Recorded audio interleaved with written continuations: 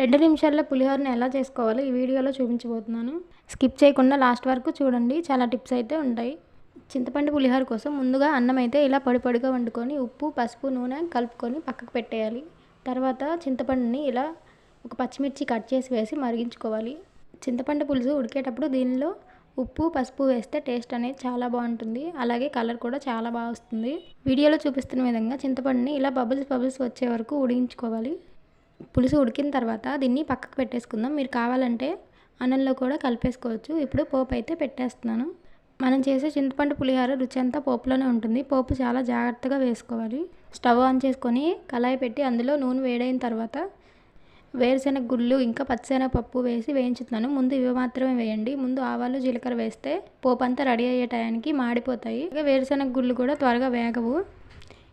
ఇప్పుడు వేరుశెనగ గుళ్ళు వేగిపోయాయి కదా, ఇందులో నేను పచ్చిమిర్చి అయితే యాడ్ చేశాను. అలాగే ఎండుమిర్చి కూడా యాడ్ చేశాను. ఇవి కూడా వేగిన తర్వాత ఆవాలు, జీలకర్ర అయితే వేసేస్తున్నాను. చూడండి, ఇక్కడ అల్లం ముక్కలు అయితే చిన్న చిన్న ముక్కలు కట్ చేసి వేసాను. అల్లం ముక్కలు మాత్రం అస్సలు స్కిప్ చేయొద్దు. వీటి వల్ల పులిహోర టేస్ట్ అనేది చాలా బాగుంటుంది. ఇప్పుడు కరివేపాకు కూడా యాడ్ చేశాను. చూడండి, మన పోపు అంతా రెడీ అయిపోయింది కదా. ఇప్పుడు అన్నంలోకి యాడ్ చేసుకుందాం. ముందుగా చింతపండు పులుసు అయితే యాడ్ చేసుకొని తర్వాత పోపు అయితే యాడ్ చేసుకొని మొత్తం కలిసేలాగా ఈవెన్గా కలిపేద్దాం. చూడండి, ఇలా ఈవెన్గా కలిపేయండి, అంతా కలిసిపోయేలాగా. మన పులిహోర అయితే రెడీ అయిపోయింది. టేస్ట్ అయితే చాలా బాగా కుదిరింది. దీన్ని చింతపండు పులిహోరతో సర్వ్ చేసుకుని తింటే చాలా బాగుంటుంది.